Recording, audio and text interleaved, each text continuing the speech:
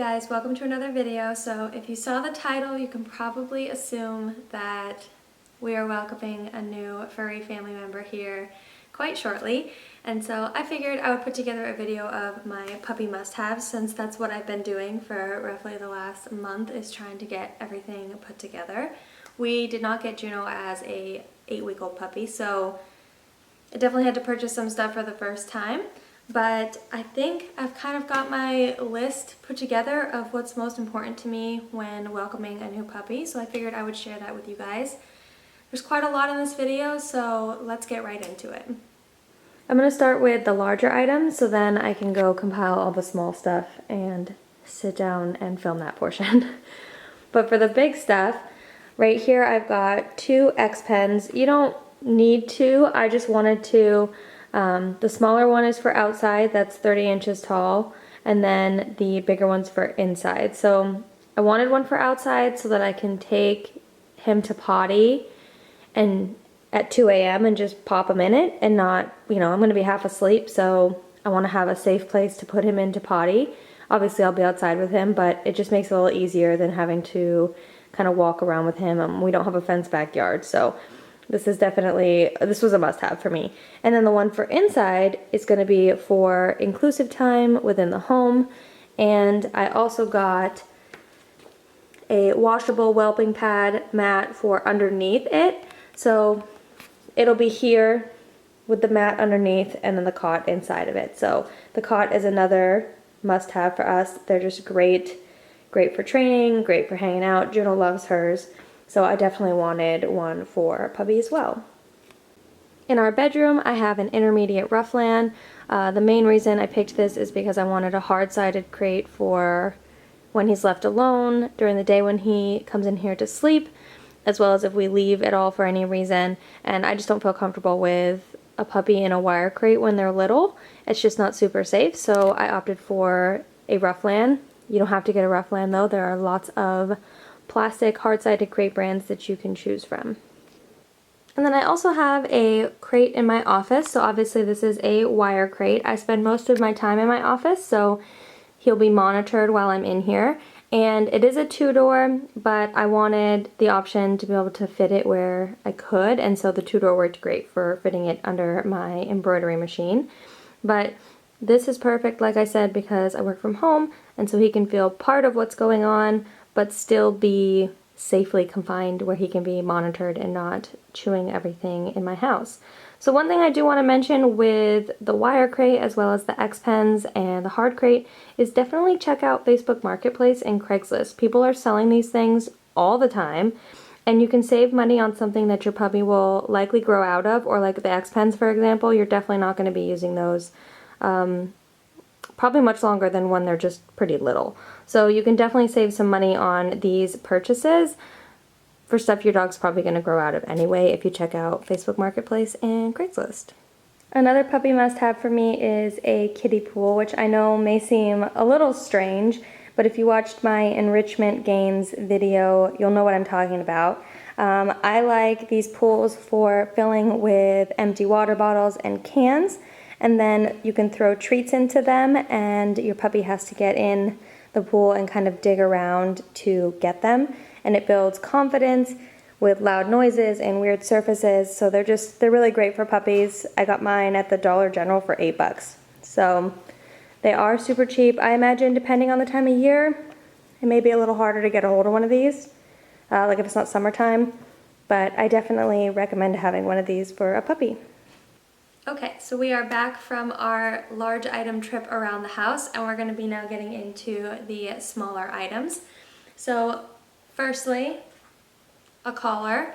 So your pup's probably going to grow out of this collar pretty quickly, within probably a few weeks, if not less than that.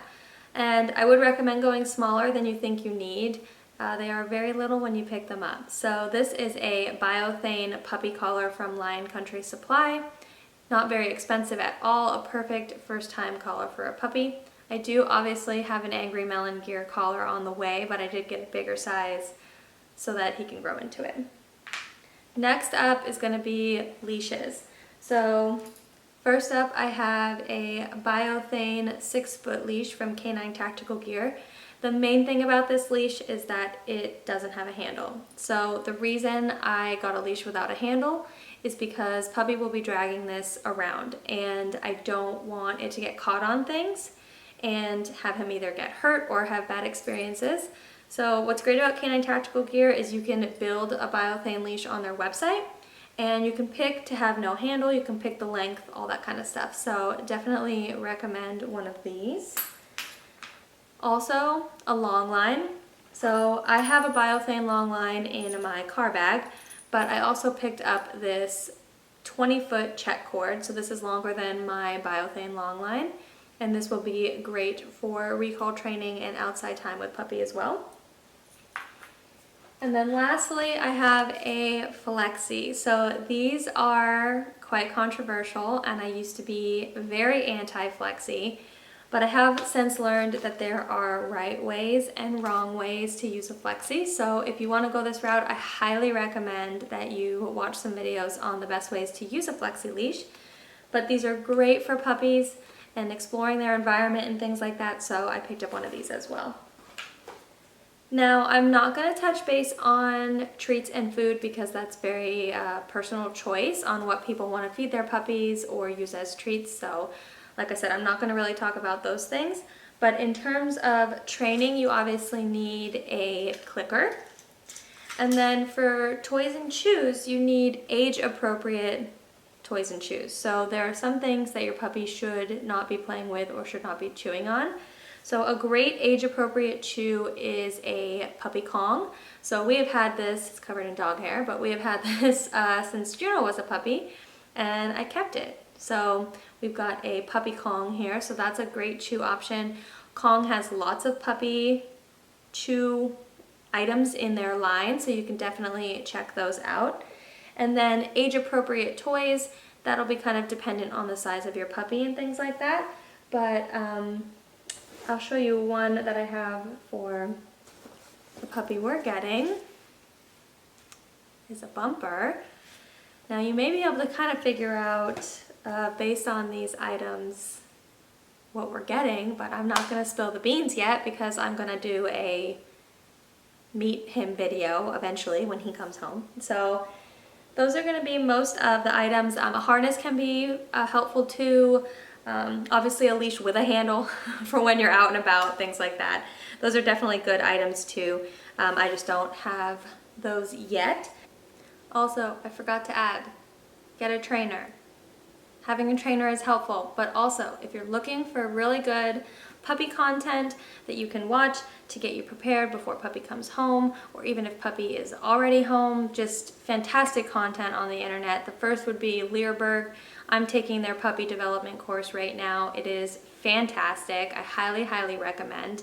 And then if you're looking for some free content, Operant Canine has a free puppy, similarly like puppy development course, or what to do with your puppy for that first 6 months type of course. I took that as well. Fantastic. It is completely free. So like I said, I'll have that in the description as well, but just do it. Just get a trainer. I promise you won't regret it.